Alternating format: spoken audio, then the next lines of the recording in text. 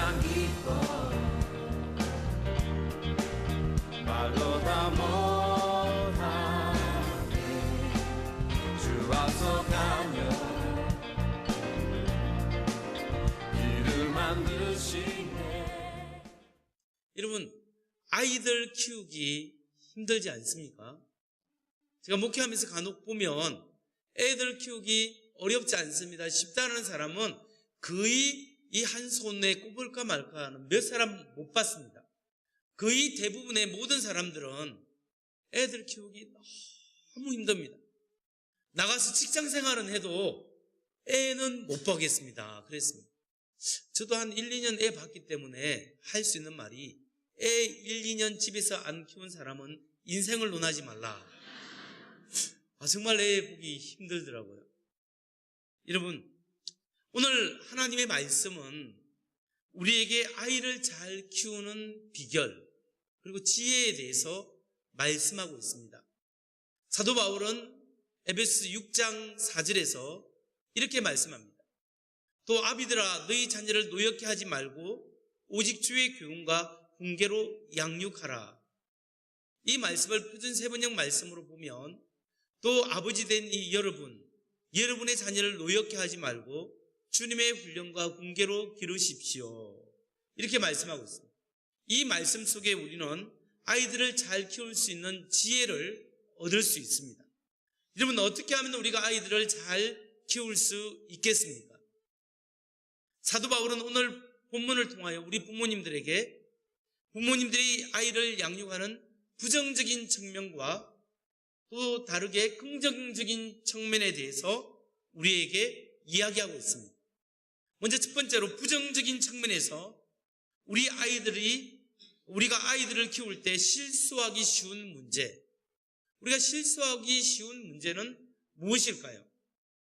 그것은 아이를 노엽게 하는 것, 아이를 노엽게 만드는 것입니다. 여러분, 자녀를 노엽게 하지 말라 했는데 자녀를 노엽게 한다는 것이 무슨 뜻일까요? 자녀를 노엽게 한다는 것은 감정을 건드려 화를 내게 한다라는 뜻입니다. 다시 말해서 아이의 감정에 상처를 주어서 아이가 상처를 받게 하는 것이 아이를 노엽게 하는 것이다, 이렇게 볼 수 있습니다. 그래서 우리가 아이를 상처를 주면 아이가 자라기가 힘듭니다. 자라나는 것이 아니라 아이들이 마음이 줄어들죠. 키가 줄어들고 마음이 줄어들고 꿈이 줄어드는 거죠. 그래서 우리가 아이에게 상처를 주지 않아야 되는데, 그렇다면 우리 부모님들이 아이들에게 자주 상처를 주기 쉬운 방법은 무엇일까요? 우리가 아이들에게 상처를 주는 구체적인 방식, 그걸 몇 가지 살펴본다면, 먼저 첫 번째, 아이들에게 불합리한 일을 시키는 경우입니다. 아이들에게 불합리한 일을 시키는 것. 부모님들이 아이의 능력 이상으로 요구할 때 그것은 불합리한 일이죠.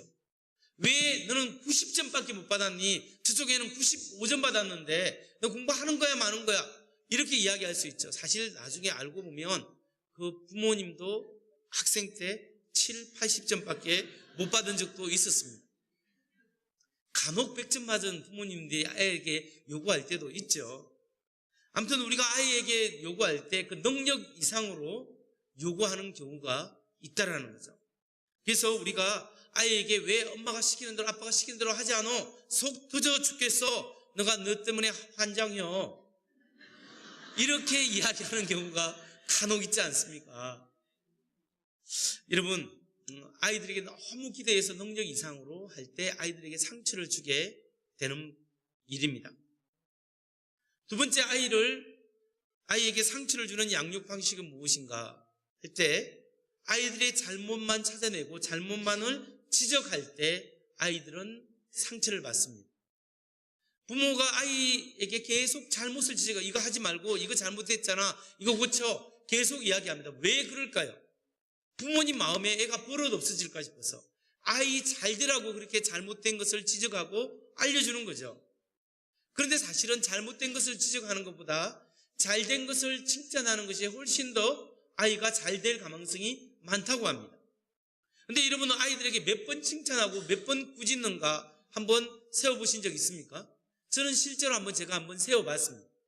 제가 이렇게 카운트를 해보니까 아이들에게 칭찬하는 것보다 하지 말라 하거나 꾸짖는 게 더 많았습니다. 특히 아이가 어릴 때일수록 이거 안 돼, 이거 하면 안 돼 라고 자꾸 꾸짖거나 지적할 때가 너무나 많죠. 칭찬은 좀 적게 하는 거죠.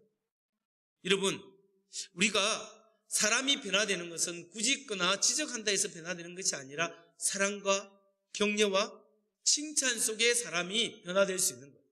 우리가 서로가 좀 부족해도 이 사람에게 칭찬하고 격려하고 그래도 잘 될 겁니다. 다음에는 더 잘할 수 있을 겁니다 하면서 서로를 용납하며 격려할 때 우리가 잘 되지 않습니까? 아이들도 마찬가지입니다. 우리 아이에게 사랑하고 칭찬할 때 아이가 잘 될 수 있습니다. 그래서 우주 가면 책 제목이 고래도 칭찬에 춤을 춘다. 칭찬은 고래도 춤을 추게 한다 라는 책이 옛날에 나왔지 않습니까? 우리가 많이 읽어봤을 텐데 칭찬은 고래도 춤을 추고 한다는 거죠. 마찬가지로 우리 자녀에게 칭찬하고 칭찬해서 아이들이 잘 성장할 수 있도록 그렇게 하는 양육 태도를 가지시기 바랍니다. 세 번째, 우리 아이들이 상처를 받는 것은 남과 비교할 때, 다른 사람과 비교할 때 아이들이 상처를 받습니다. 쟤는 저렇게 하는데 너는 왜 이러냐? 자꾸 그렇게 비교할 때 아이들이 상처를 받죠. 네 번째, 아이들이 상처를 받는 것은 뭐냐 하면 부모님이 일관성 없이 없는 태도를 가질 때, 어떤 때는 된다고 했다가 똑같은 문제 어떤 때는 안 된다고 합니다. 기분 좋을 때는 잘해주다가 기분 안 좋을 때는 냉정하게 대합니다. 그러면서 어떤 부모님이 어떤 일에 있어서 일관성 있는 원칙이 있어야 돼요. 그 원칙을 적용하고 원칙대로 시행할 때 아이도 안정감을 누리고 따를 수가 있습니다. 또 원칙뿐만 아니라 우리가 감정의 기복이 좀 너무 심하지 않아야 됩니다. 어떤 때는 너무 좋아해서 너무 좋고 어떤 때는 너무 우울해서 아이들에게 이렇게 감정의 기복이 왔다 갔다 하면 안정감을 이룰 수가 없죠. 그래서 될 수 있으면 우리가 그리스도 안에서 하나님의 은혜를 받고 은혜 받은 대로 가정을 밝은 분위기를 가져야 합니다. 그리스도 안에서 하나님을 찬양하고 기도하고 서로 사랑하고 밝은 분위기로 아이들을 대할 때 아이들이 그 속에서 긍정적으로 서갈 수 있고 자기가 중요하다는 자존감을 가지고 다른 사람을 존중하며 살아갈 수 있게 됩니다. 그렇기 때문에 우리가 아이들에게 잘못을 지적하고 일관성 없이 대할 뿐만 아니라 우리가 일관성 있게 아이들을 양육하는 그런 부모님 되시기를 주의 이름으로 축원합니다. 이제 사도 바울은 이렇게 부정적인 양육 태도에 대해서 이야기할 뿐만 아니라 자녀를 노엽게 하지 말라, 상처 주는 일을 하지 말라라고 말할 뿐만 아니라 좀 더 적극적으로 우리가 긍정적인 방법으로 자녀를 양육하는 방법에 대해서 이 짧은 구절에서 말씀하고 있습니다. 우리가 자녀를 긍정적으로 키우는 방법이 무엇일까요? 그것은 주님의 말씀으로 훈련하고 훈계해야 한다라는 것입니다. 우리가 주님의 교훈과 훈계로 양육하라라고 말씀하고 있습니다.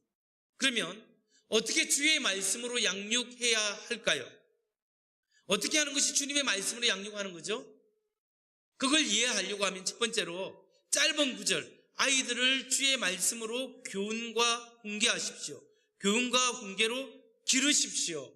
양육하십시오. 이 말의 뜻을 알아야 합니다. 주님의 말씀으로 기르십시오, 양육하십시오의 의미는 영어로는 bring them up입니다. 이게 무슨 말을 하냐면은 이 말의 원뜻은 온화하고 관대하게 키워야 한다.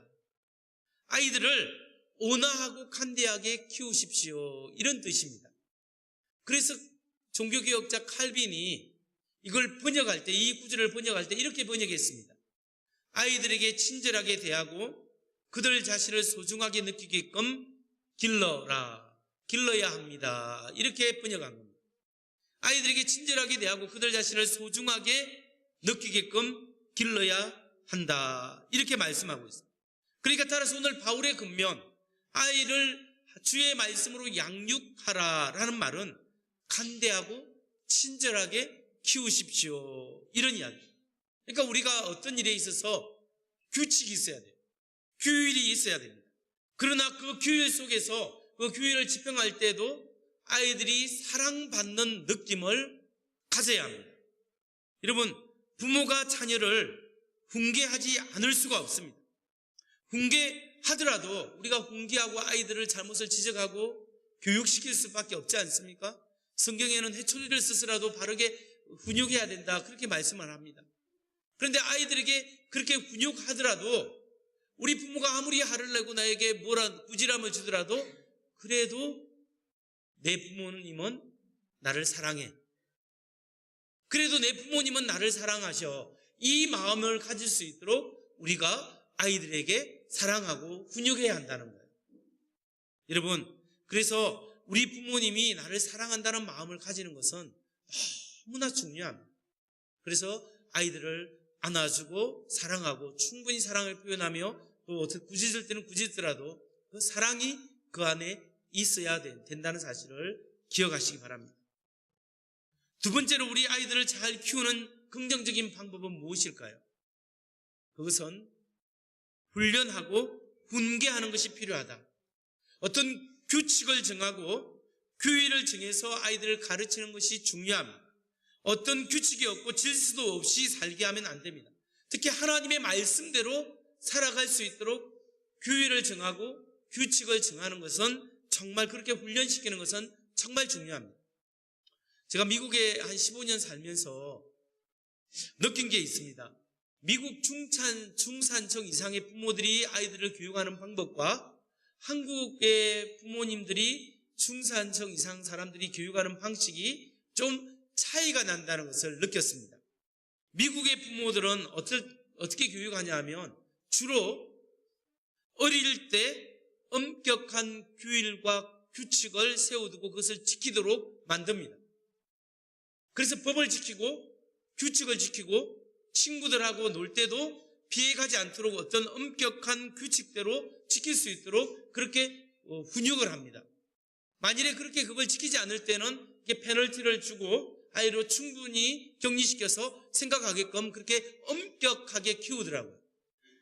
그리고 아이가 이제 중학교가 고등학교 가면서 사춘기에 접어들고 나이가 들면 좀 더 자율적인 규율로 바꾸어서 자유와 책임을 좀 더 부과시키고 좀 더 자율적으로 애가 행동할 수 있도록 그렇게 열어주는 경향이 훨씬 많았습니다.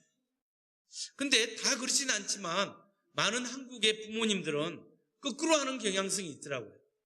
어릴 때는 아이를 풀어줍니다. 우리의 기죽이면 안 된다. 애가 기를 살려야 되기 때문에 기죽이면 안 됩니다. 기죽일까 봐서 오냐 하면서 그랬어요? 저랬어요? 라고 이야기하고 그리고 다른 사람한테 말할 때도 우리 아이가 이렇게 하셨어요. 그렇게 말하는 사람도 있었어요. 여러분, 그렇게 키우다가 사춘기가 되고 사고를 치게 되면 그제서야 아이에게 막 혼을 냅니다. 네가 뭐 되려고 그러냐 하면서 막 혼을 내는 거죠. 그러면 too late, 너무 늦었다는 거예요. 어릴 때부터 교육과 규칙에 순종하는 연습이 안 돼 있기 때문에 아이가 나이가 들면 오냐 하다가 나중에 자기 마음대로 하는 게 습관적으로 들어서 더 방종하고 자기 마음대로 살 가능성이 많는 거예요. 어릴 때부터 정확한 규율과 규칙 속에서 훈련하는 것이 중요합니다. 그렇다면 여러분, 우리가 아이들을 훈련시키고 가르침을 주는데 그 내용과 기준은 무엇이겠습니까? 아이들을 정확한 규율과 규칙을 지킬 수 있도록 가르쳐야 되는데 그 내용은 뭐냐? 그것이 바로 하나님의 말씀이라는 거예요. 하나님의 말씀의 가치관을 가지고 말씀의 규율과 규칙을 지켜나갈 수 있도록 아이가 삶의 원칙을 가지고 그렇게 살아갈 수 있도록 우리가 도와줘야 한다는 거예요. 여러분, 이 성경 말씀은 하나님의 생명의 말씀이 담겨져 있습니다. 여기에 영생의 길이 있습니다. 창조의 원리가 있고 인간을 구원하는 구원의 길이 여기에 있고 하나님의 사랑이 있습니다. 그런데 이 성경 말씀 안에는 영생의 길만 있을 뿐만 아니라 우리의 삶을 인생을 풍부하게 살아갈 수 있는 참된 삶의 지혜도 여기에 포함되어 있다라는 거예요. 그러니까 인생의 지혜와 보편적 가치가 성경 안에 포함되어 있는 거예요.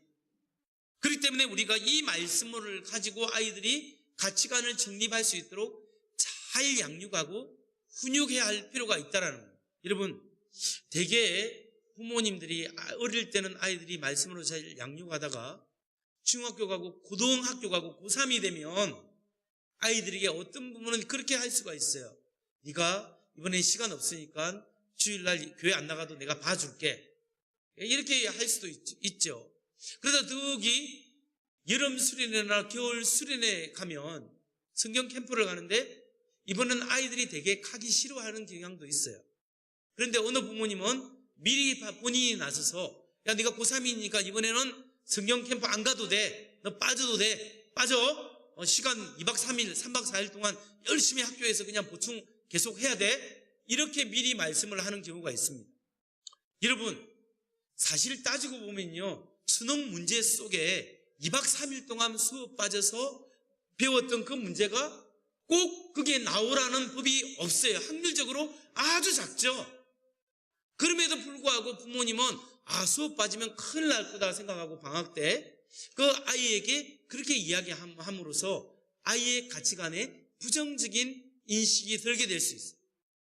여러분, 사실 아이가 2박 3일 동안 하나님의 말씀을 배우고 그걸 통해서 자기 영혼이 바뀌고 꿈이 생기고 삶의 이유를 알고 예수님 만나고 하나님 말씀대로 인생이 가치관이 변화되고 꿈을 새롭게 가지게 된다면 그것보다 더 큰 교훈과 교육과 효과가 어디에 있겠습니까?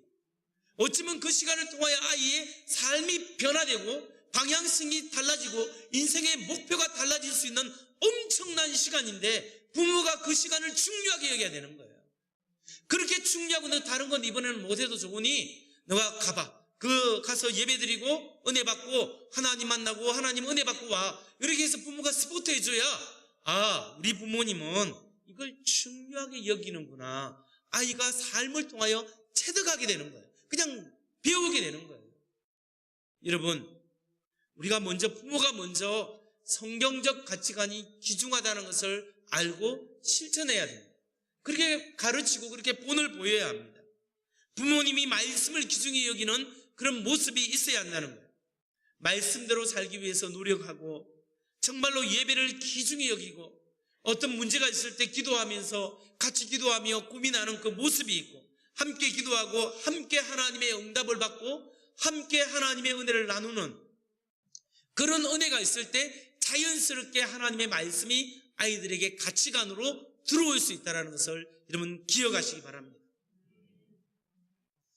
이렇게 아이들에게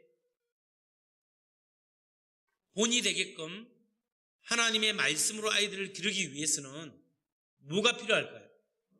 무엇보다도 아이들과 함께하는 시간이 많아야 합니다. 의도적으로 시간을 내어서 아이들과 함께 보내는 시간을 자꾸 가져야 하는 거예요. 여러분, 제가 LA에서 한 20몇 년 전에 LA에서 중고등부 전도사를 할 때요, 직접적으로 경험한 거예요. 못하는 영어로 2세 아이들에게 영어로 더듬거리면서 설교를 하고 이렇게 사역을 했는데 다행히 아이들이 좋아해서 제가 안 쫓겨나고 계속 그 사역을 했어요.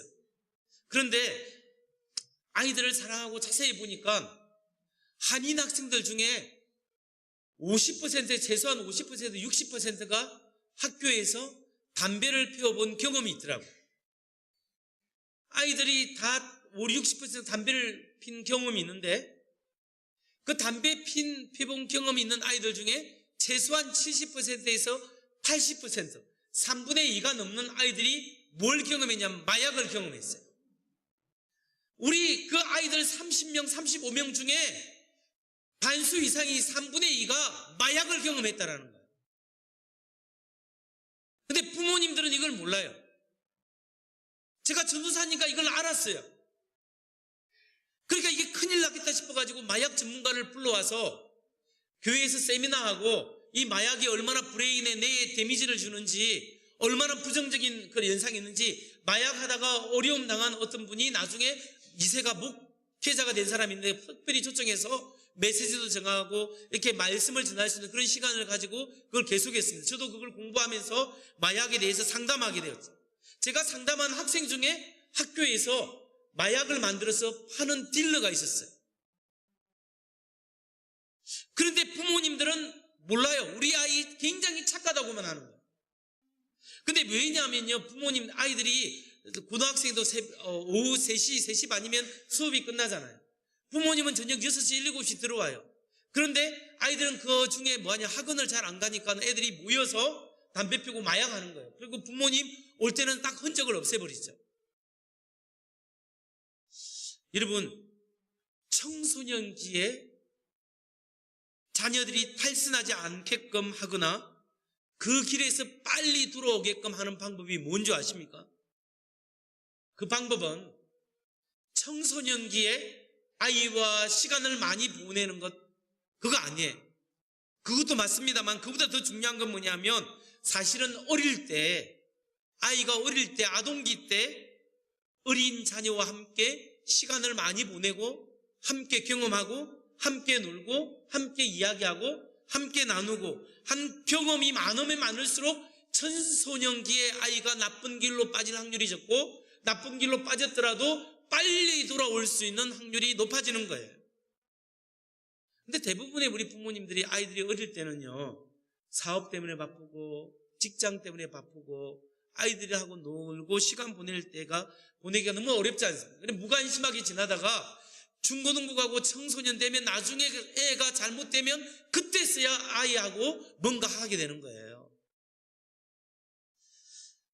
자녀들이 어릴 때 부모님이 많이 대하고 시간을 많이 보내고 이렇게 하면 할수록 아이들이 더 빨리 돌아오고 청소년기에 특별히 남학생의 경우에 있어서 어머니의 잔소리보다 아버지의 충고가 훨씬 더 영향력이 크다라는 거예요.